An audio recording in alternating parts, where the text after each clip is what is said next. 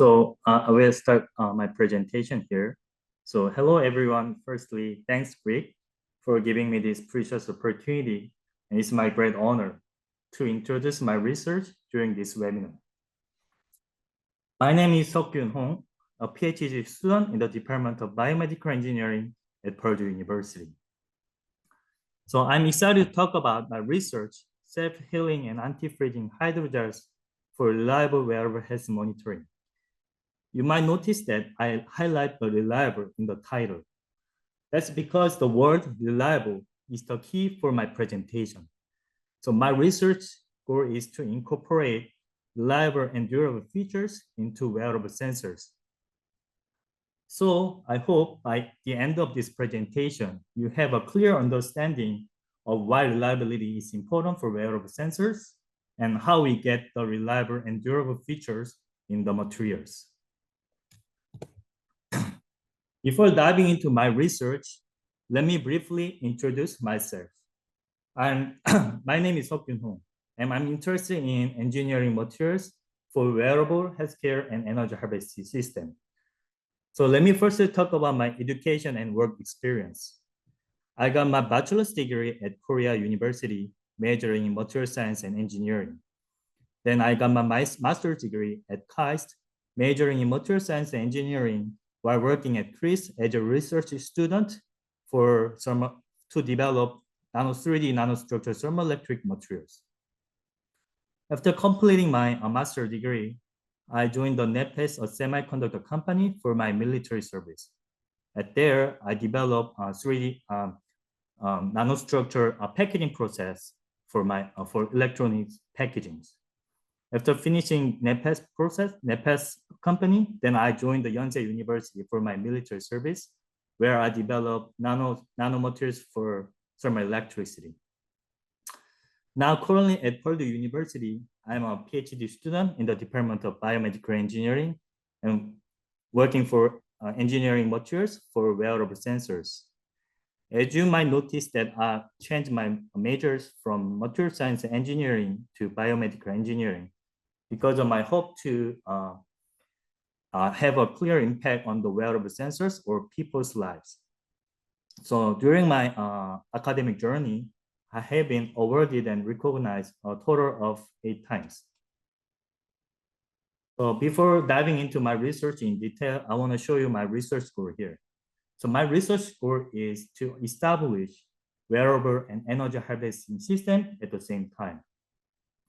So to do so, I developed hydrogels focusing on the synthesis structure property relationship. Moreover, I developed organic inorganic hybrid materials such as 3D nanostructured thermoelectric material here. And these two materials are working together, and I believe we can establish wearable and energy harvesting system at the same time.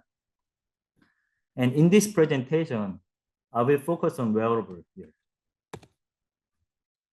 So firstly, I want to talk about the introduction to wearables, and then I will talk about hydrogels for reliable wearables, focusing on the tough, resilient hydrogels and self-healing hydrogels. So when I think about my research in Korea, since my major was material science and engineering, so I focus on the fabrication of materials. So for example, nanostructured materials for thermal electricity, like energy application. However, my research direction took a meaningful turn due to a personal experience, such as knee ankle injury from running or shoulder injury from bench pressing while working out. So I realized minor injury can limit daily activities, even walking or lifting hands. Since then, I have been thinking about how my background in material science could be applied to healthcare in biomedical engineering. So by connecting the material science and biomedical engineering, I want to contribute to people's health using my materials. So while I was trying to find the connection between the material science and biomedical engineering, wearable sensors attract my eyes. When we have a health problem, we can go to see a doctor for medical checkup. Doctor can use goniometer to check the patient's status and it is not feasible for people who are living in a rural area. Also, it is sometimes costly and time consuming. Then wearable sensors can be a solution. By placing the wearable sensor on your knee area, we can monitor the knee status. So we don't need to go to see a doctor. So this sensor is a great tool for personalized rehabilitation. And also, this sensor can alert you if you are putting too much stress on your knee. So it's very good for the preventing the joint injuries. So it opening up the joint rehabilitation, personalized rehabilitation, and also we can prevent the joint pain in advance. So my research is mostly about the strength sensor. So let me firstly talk about the mechanism of strength sensor briefly here.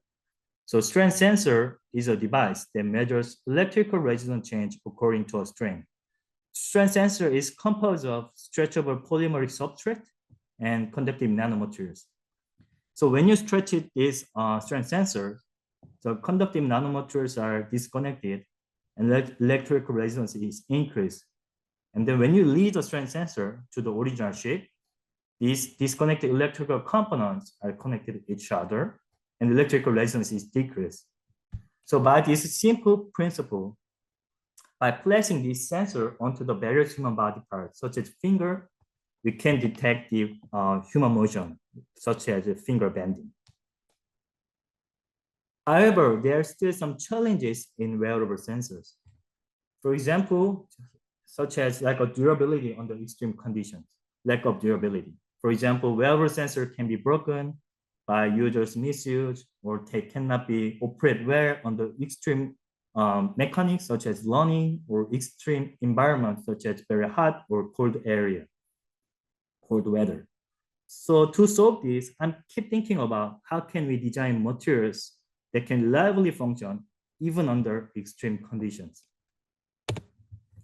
So to find the answer of this question, how to design materials that can even function under extreme conditions, I focus on the incorporating durable features into the materials, such as a soft, self-healing, adhesive, anti-freezing, tough, heat dissipate feature into the wearable sensors.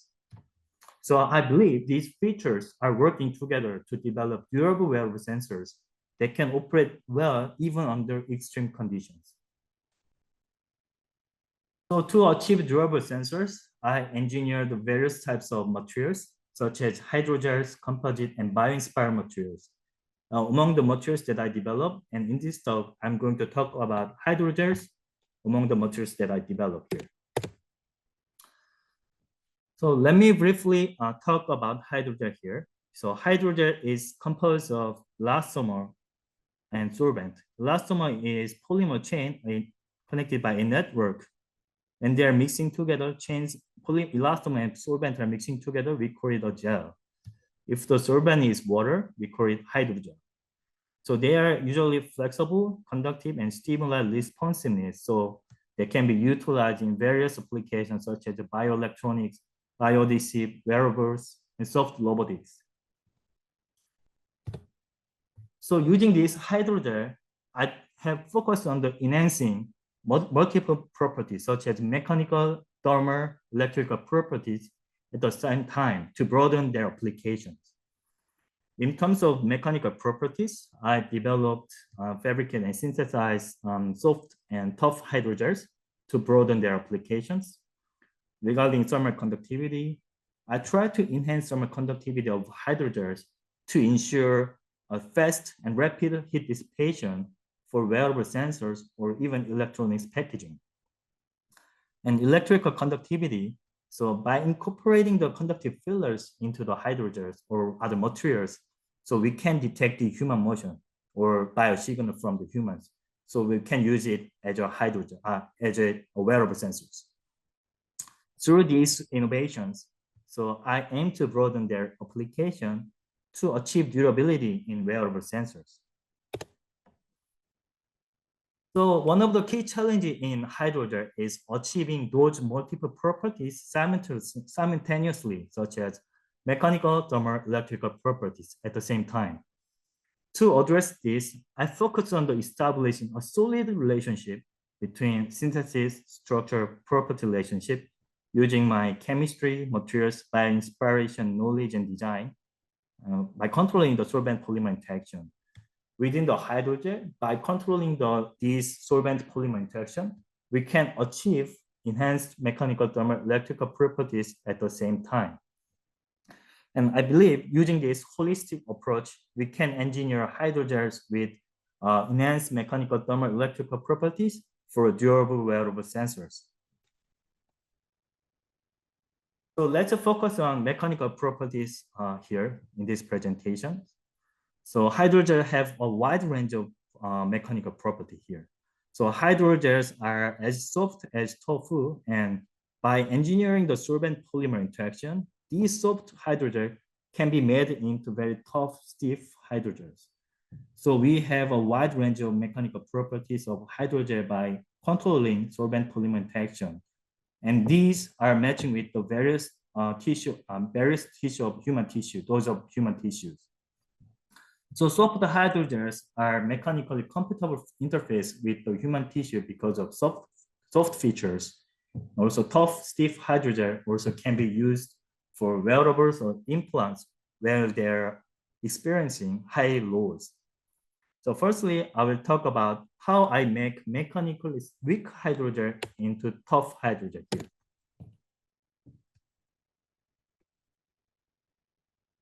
So let me briefly talk about one of the fabrication strategies for hydrogels. So freeze-thaw method. Firstly, hydrogel is prepared by dissolving the polyvinyl alcohol in water by heating. And so we have hydrogen bonding through P-polymer chains here.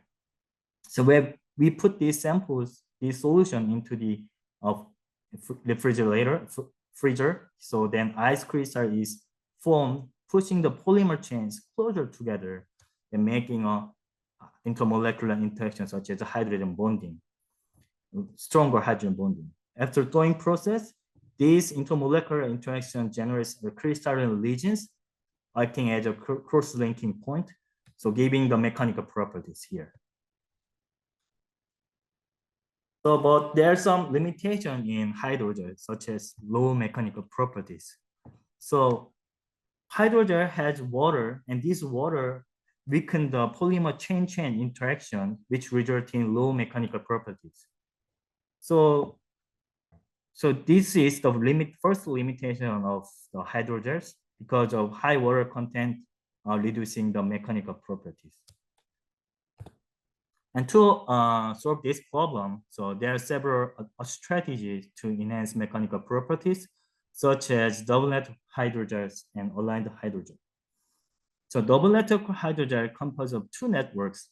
First network is short chain, which is rigid and brittle. And second network is very long chain, short and stretchable. So under deformation, by dissipating the brittle, rigid, short chain, we can gain toughness. But this long chain has elasticity, so that does not damage that much. So by adding the additional networks, we have high toughness like double network hydrogel. They are not damaged under high compression load. But compared to the double network hydrogel, single network hydrogels are damaged under same compression loads here. And the second strategy is aligned hydrogels. By pre-stretching the hydrogels a lot of times, then we have a aligned structure here. And these aligned structures are acting as a crack pinning point. So we have enhanced mechanical properties here in this work. However, even though they have enhanced mechanical properties using such as a double net hydrogels and aligned hydrogel, there are still some challenging things. So hydrogels are weak to environmental conditions. Since the hydrogel use water as a dispersion medium, they are frozen under subzero temperature or they are dried under high temperature. So they can lose mechanical and electrical properties at the extreme conditions, so such as hot and cold weather. So second limitation is hydrogel is weak to environmental conditions.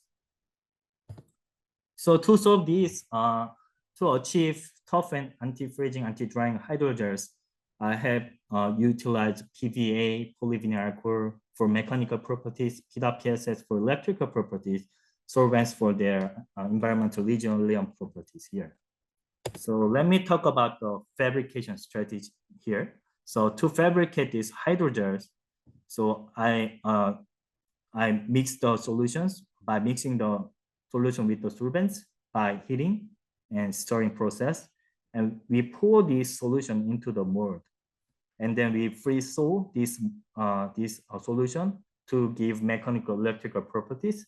And to give anti-drying and enhanced mechanical properties, I applied dry annealing process to achieve tightly chain stacking to give toughness and also anti-drying features. And I will talk about this in the next slide. So we have, so by engineering the solvent and polymer chain interaction, we have enhanced mechanical properties of hydrogen to accurately see the how these hydrogels are evolutions. So I prepared 3 types of hydrogels. So hydrogels, organohydrogel, and tough organohydrogels. As you can see, hydrogel has polymer chain and water molecules, and they have highly porous structures with low mechanical properties. Because water molecules are weaken the polymer chain interactions, so we have low mechanical properties in this hydrogel. So by introducing the organic solvents, now we have increased intermolecular interaction in the hydrogel system. So we have thicker bonding, thicker backbone here. So we have enhanced mechanical properties. And also by conducting the dry annealing process, we have more tightly chain stacking because of water evaporation. So we have very dense structure here, and also we enhanced mechanical properties here, and also environmental resilience that I will talk about it on next slide. So tough organohydrogel has showed environmental resilience via dense structures, such as anti-drying or anti-freezing properties.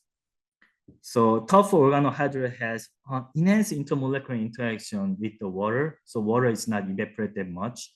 And also they has very dense structure. So water is not evaporated fast. So we have anti-drying properties of tough organohydrogels. However, in comparison, so hydrogel and organohydrogel has shown weight reduction because of water evaporation. And also we can find the freezing point of water in the hydrogel here. So we put the samples, hydrogels and tough organohydrogels into the freezer, and we found out that hydrogel lose stretchability, mechanical electrical properties under subzero temperature because water is frozen under subzero temperature. On the other hand, tough organohydrogel, because of increasing intermolecular interaction and dense structures, the water is not frozen because organic solvents tightly bind the water. So water is not frozen or dry under subzero temperature or high temperature. So we have stretchability here in tough organohydrogels. So thanks to these environmental resilient properties, hydrogel can be used for wearable sensor under extreme conditions, such as high to low temperature, long-term storage, and vacuum resistance. So we can use this hydrogel for human motion detection for wearable sensors. So for the next part, I would like to focus on soft hydrogel here, soft self-healing hydrogel. So we have developed soft, adhesive, self-healing hydrogels by engineering the solvent polymer interactions. So here I will talk about soft self-healing hydrogel here. So epidermal sensors are very thin. So they can be easily attached to human skin. So we can detect the human motion or human signal, biosignal from the human skin. However, these sensors are very thin, so they are weak to damage. After damage, they cannot be used again. So we need to develop durable wearable sensors and also soft wearable sensors. So that's why I developed soft self-healing hydrogels. So there are generally two types of self-healing mechanisms, so extrinsic and intrinsic self-healing materials. So extrinsic self-healing materials rely on added healing agents like tiny capsules. So when damage happens, these capsules release the healing agents. So we can heal the self-healing materials here.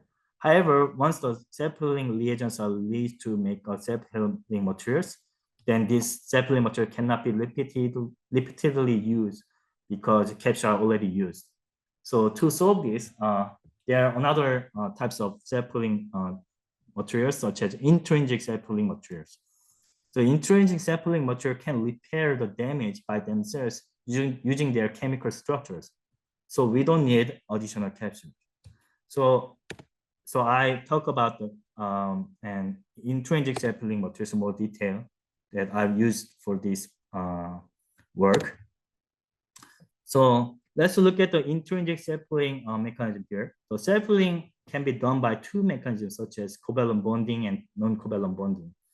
Covalent bonding is interatomic bond between individual atoms in a molecule.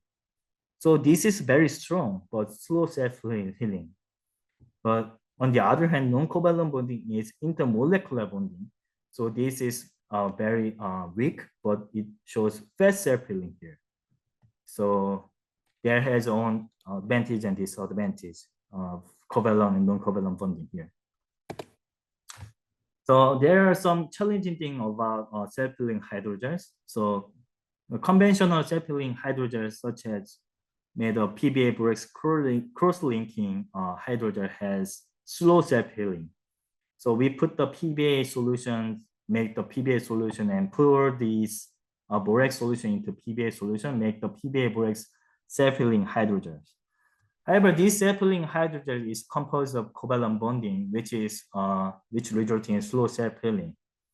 So because covalent bonding takes a lot of time to self-heal compared to the non-covalent bonding, such as hydrogen bonding, so it takes a lot of time to self-heal. So, and the second challenging thing is trade-off relationship between electrical hysteresis and stretchability. So as you can see, hysteresis is the resistance difference between stretching and releasing cycle. So when you stretch the materials, electrical components are sometimes disconnected and sometimes are broken. So broken electrical components are, when you release the sensors, these broken components are not going back to the original shape. So there is always a hysteresis here, electrical resistance lag between the stretching and releasing cycle. So there are high electrical hysteresis under high stretching, and which result in inaccurate electrical sensing. So this is it is important to have low electrical hysteresis under high stretching. However, this is hard to achieve because of weak interaction between conductive and mechanical parts. So to solve this, such as slow self-healing and high electrical hysteresis, so we developed soft self-healing hydrogels with ultra-low electrical hysteresis through increased intermolecular interactions. So here you can see the PBA borax dynamic covalent bonding here. So this covalent bonding is strong and slow self-healing. So we put the PWPSS and glycerol molecules in it, and these molecules are breaking the PBA borax covalent bonding and now generating a lot of non-covalent bonding, which means we have a lot of increased intermolecular interaction right now. So I want to find the glycerol effect more in detail. So I prepared two types of hydrogels. First one is control group without glycerol, and second one is hydrogel that with glycerol, with the addition of glycerol. So firstly, we investigated the structural change when we put the glycerol into the control group.